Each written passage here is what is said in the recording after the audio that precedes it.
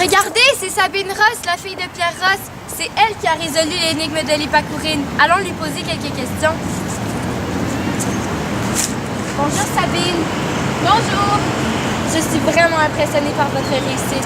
Est-ce que je pourrais vous poser quelques questions? D'accord, mais qui êtes-vous et quel est votre nom? Ah, excusez-moi, je ne me suis pas présentée. Je suis Sophie Alchuron, journaliste professionnelle.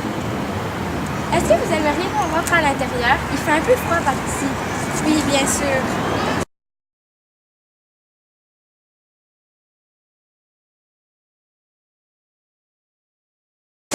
Alors, que voulez-vous savoir, Sophie? Donc, pour commencer, on sait que vous étiez avec Xavier au début de votre enquête et il était aussi votre acolyte. Son ami Mathieu était un des 3 enfants à avoir succombé à une surdose d'Hippocurine. Et étiez-vous triste de savoir que vous n'aviez pas passé la semaine chez votre père? Au début, je me sentais triste et abandonnée, car j'avais l'impression que mon père ne voulait pas de moi durant l'enquête qui me passionnait pas. Ensuite, j'ai été un peu stressée car je pensais que j'allais passer la semaine avec Madame Sabourin, la mère de la creuse d'Apnéane qui est ma voisine. Par contre, j'ai été soulagée quand j'ai su que j'allais passer la semaine chez mon ami Xavier, mon acolyte, comme vous l'avez dit, qui vit dans une maison où tous les étages sont occupés par les membres de sa famille. Heureusement, j'aurais pas aimé être à votre place. Nous savons tous que tout le monde a été touché par la mort d'Andrew, de Juliane et de Mathieu, mais j'ai remarqué que c'est surtout la mort de Mathieu qui vous a poussé à mener votre enquête. Pourquoi?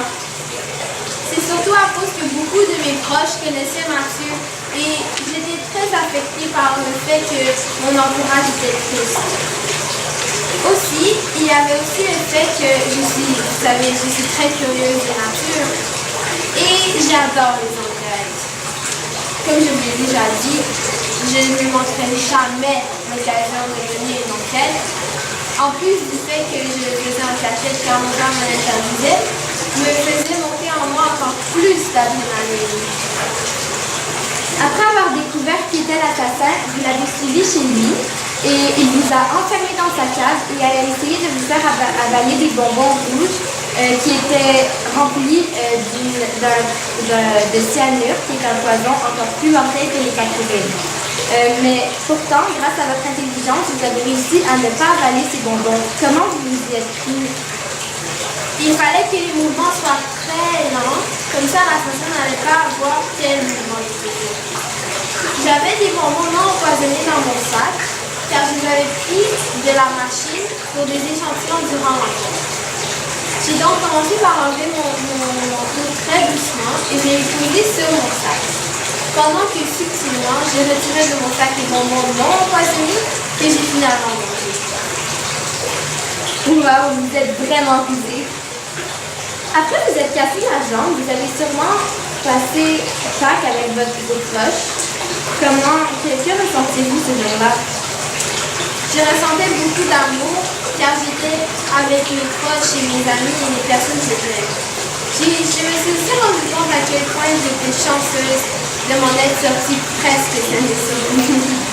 Aussi, je me suis rendu compte à quel point il est important d'être avec la famille et d'avoir des personnes sur qui on peut compter et qui nous aiment. Je suis d'accord avec vous, Sabine. Si je me rappelle bien, Jérôme vous a raconté qu'il a abandonné Mathieu dans la piste cyclable juste après avoir fait une course dans le cimetière et Mathieu est tombé par terre et il s'est fait très mal à la jambe et au ventre. Que pensez-vous de ce terrible incident? Sincèrement, je n'y ai jamais changé car je sais que Jérôme est un très bon garçon. Par contre, lorsque Jérôme avait fini son récit, je me suis tout de suite dit « Oh, il faut vraiment reconstituer les faits ». Et vu que j'aime vraiment mener les enquêtes, on a commencé par aller à toutes les places où Mathieu était allé durant cette triste journée avec Jérôme. Xavier. Je trouve très intéressant la façon dont vous avez mené l'enquête. J'ai une dernière question à vous poser. L'enquête a été difficile et vous avez donné beaucoup de courage et d'espoir. Lorsque votre père vous a ordonné d'abandonner l'enquête, avez-vous vraiment songé à l'abandonner?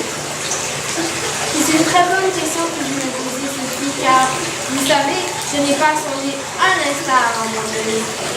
J'avais juste vraiment hâte qu'il parte et que la journée se finisse pour que je puisse continuer l'enquête qui me passionnait tant. Et en plus, j'y avais tellement dédié tant de temps et j'y ai risqué ma vie plusieurs fois. C'était presque sûr que je n'allais pas abandonner. Merci beaucoup, je suis vraiment honorée de vous avoir parlé. Merci pour votre temps. Ça m'a fait vraiment plaisir. Merci encore une fois à vous aussi et bonne journée. Bonne journée.